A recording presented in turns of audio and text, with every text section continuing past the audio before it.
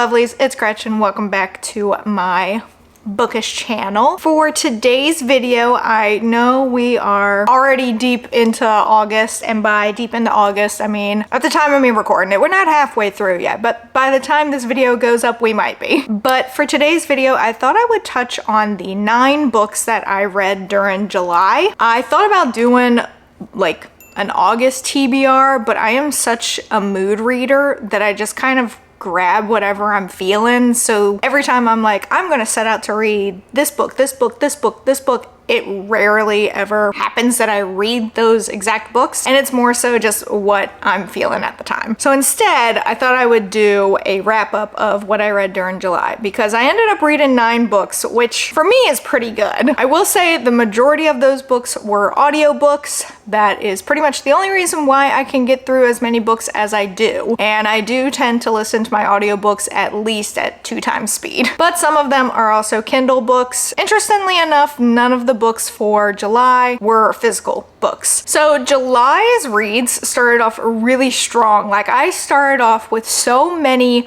good books, like 5 stars, and then it just kind of dwindled as the month went on. Not saying the books that like as I read as the month went on were bad, they just weren't as good as what I started the month with. So starting off the month was Darling Girls by Sally Hepworth, and I ended up giving that a full 5 stars. It was so good. It was a bit of a psychological thriller, and it was about 3 girls who ended up being fostered by this one woman. I really enjoyed it because each chapter was like a different POV for the 3 girls. And so at the time in the book, they're grown up and they have to go back to their childhood home, and there's like a mystery of something that they need to solve, and then they come across their former foster mother, which there was a lot of bad blood there, literally and figuratively. And it's basically them trying to figure out like the mystery that's there. Again, it's a bit of a psychological thriller. I thoroughly enjoyed it. I love a good thriller, and to me this one was spectacular. I did also enjoy the ending of it because of a certain POV that we get, but honestly, it was great. So if you're looking for a good psychological thriller, I highly recommend that one. So the next book that I listened to in July was Just for the Summer by Abby Jimenez. I gave that a 5 star. I did listen to it even though I do have a physical copy. The main reason is because I had already listened to a few of Abby Jimenez's books at that point on audio, and I really enjoy the narrators that tend to narrate her books, and Just for the Summer was no different. So this is the 3rd book in the Part of Your World series that she has. However, I do find that you can read each of these books on their own and it's still enjoyable. There's just like little Easter eggs in each one. It's the same thing with her Friend Zone series, which I'll get to that as the month progresses. But yeah, so you can read this one without reading the other 2. You just get some Easter eggs thrown in here and you're like, oh, that's how that ties back. But this is about 2 characters, Emma and Justin, who have a similar curse. They go on dates with people, they get broken up with, and then the people that they dated, like the next person they date ends up being their like one true love. So then the 2 of them are like, hey, we have the same curse. Let's like get together and maybe we'll break the curse from each other. Obviously, because it's a romance, we know where that's going. But I thoroughly enjoyed this one. I really enjoyed the entire Part of Your World series. I'm pretty sure I gave every single one of them 5 stars. They were so good. So yeah, this was the 2nd book that I read, and I'm telling you, I started off strong in July and then it just kind of went downhill. So next up was Pink Glass House by Aisha Elias, and this was an audiobook that I got from Libro. So this basically was like the Real Housewives mixed with Mean Girls. So you have this one family that moved from the Midwest to Florida, specifically Miami. The mom was like, daughter goes to school, and then she finds out that the moms of this school have cliques. It was very Mean Girls-esque, which I enjoyed, but it just felt, I don't know, it just felt kind of, nah. I ended up giving it a 3 star. It wasn't a bad read. It just felt like it went on, but there was no real wrap up, no real conclusion. Things just kind of like just poofed and fizzled. So if you like the idea of like, think Mean Girls, but add in the fact that they're adults and the PTA.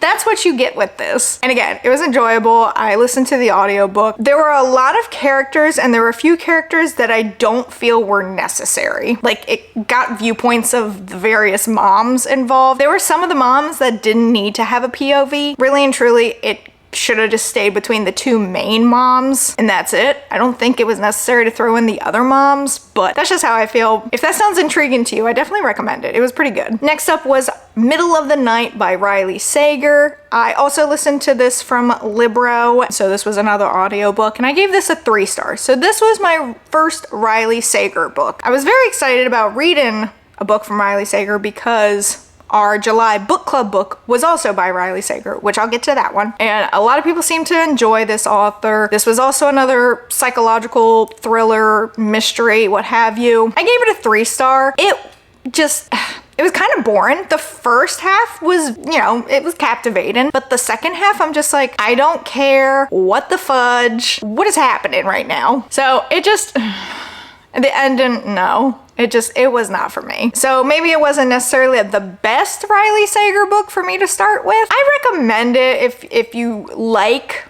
the author and if you're into psychological thrillers and a little bit of mystery in there. But it was just weird how everything connected. So I have to read the description because I'll be honest, I kind of already forgot it. But basically it's about, we have the main character who needs to contend with the long ago disappearance of his childhood best friend. Like, they were camping out in the main character's backyard one night, and when he woke up the next day, his childhood best friend was just gone and poofed, and no one ever heard from him since. And then it's like decades later, and he's back at his childhood home, and now all these eerie things are happening, and he's connecting with friends again. It was another case of too many characters. So yeah, just a lot of different aspects about it just ended up not being for me, but I am glad that I continued through to read another book by Riley Sager. I'll get to it. It was toward the end of July. I'm glad I gave the author another chance to redeem themselves. Next was Slow Dance by Rainbow Rowell. Now, I have read a few of Rainbow Rowell's young adult books, and I thoroughly enjoyed them. For those that don't know, I am a former high school librarian. I remember when a lot of those Rainbow Rowell books first came out. In fact, I have a signed copy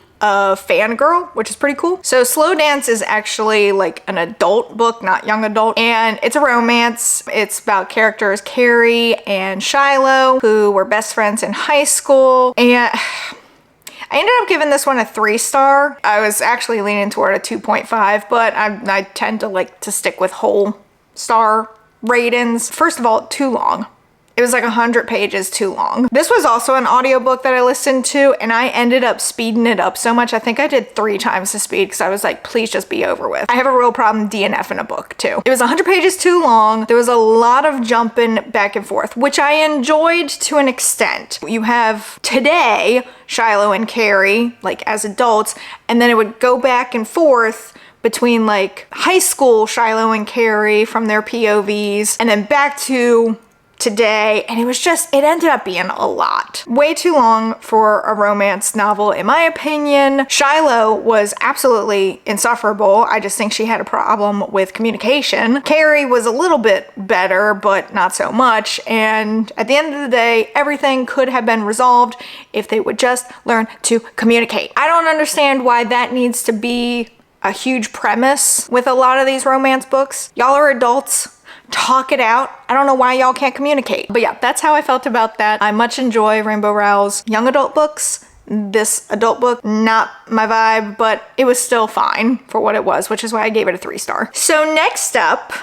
I did a read-in vlog about this one. Next up is Huntin' Adeline, not Hauntin', Huntin', so the second one by H.D. Carlton, and I ended up giving this one a 3 star. I gave a lot of 3 stars this month. So if you haven't seen the read-in vlog for Huntin' Adeline, all of my thoughts are over there, so I'll keep it very brief here. But I ended up enjoying that book as a whole more than I enjoyed Hauntin' Adeline. Now, the first part, that was rough.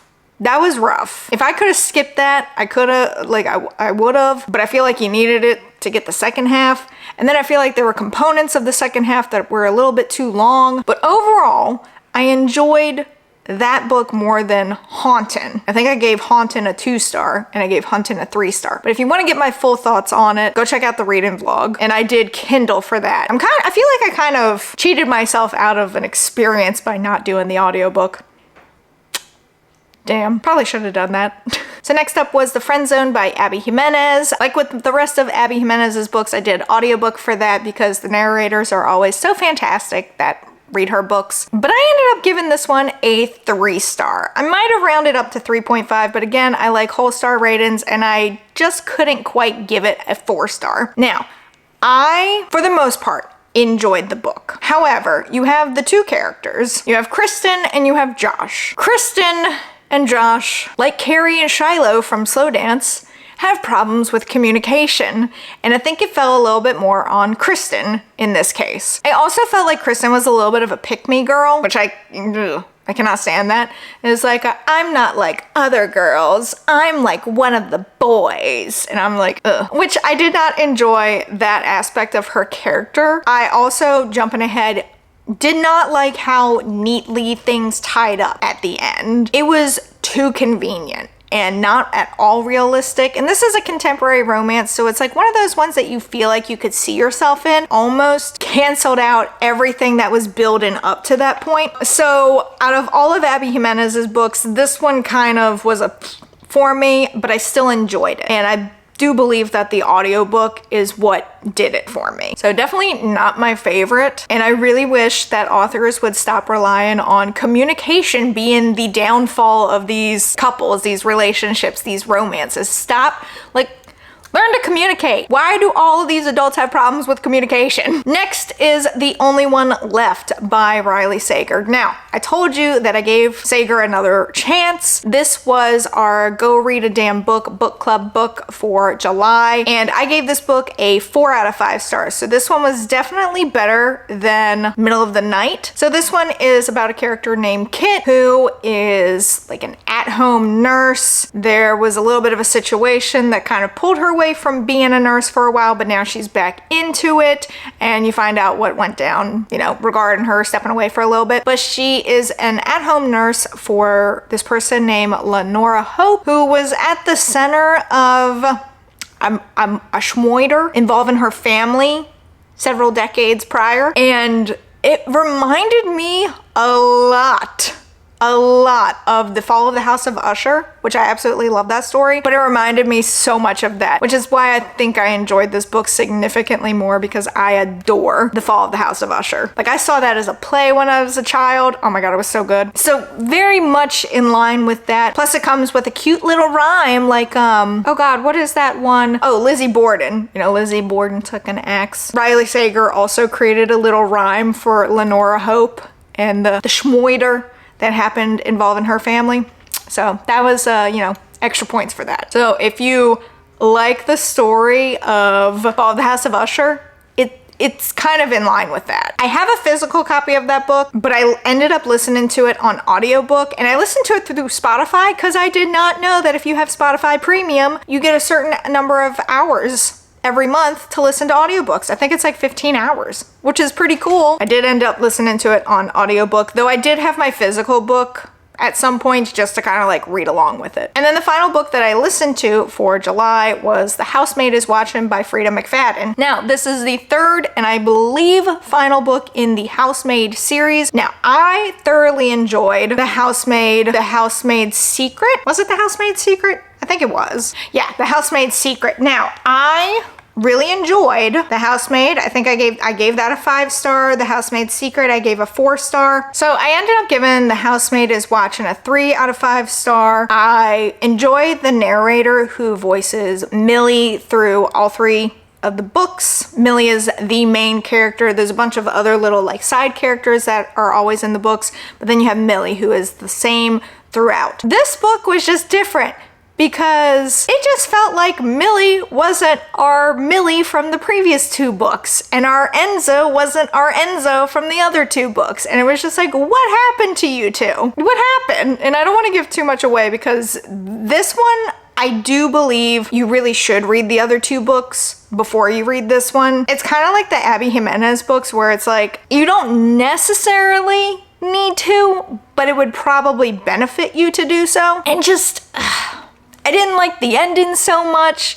I didn't like what happened throughout, and it just wasn't as good or as captivating as the other two, which was unfortunate because I was very much looking forward to it. But yeah, it just kind of declined. The first one is still the best one in my opinion. Oh, and these are psychological thrillers, which I love. Have you noticed that I tend to like alternate between psychological thrillers and romance? Those are my two that I enjoy. I just kind of go back and forth all the time. But yeah, so that was the last book that I ended up reading in July, and it was a 3-star. So those were the 9 books that I read and or listened to during the month of July. Again, July was a really good month for me to get 9 books. I think I've only done that maybe one other time this year so far. As of this recording, I am 1 book away from my 2024 goal of reading 52 books. So that's pretty cool, especially considering I had a reading slump of like 5 years.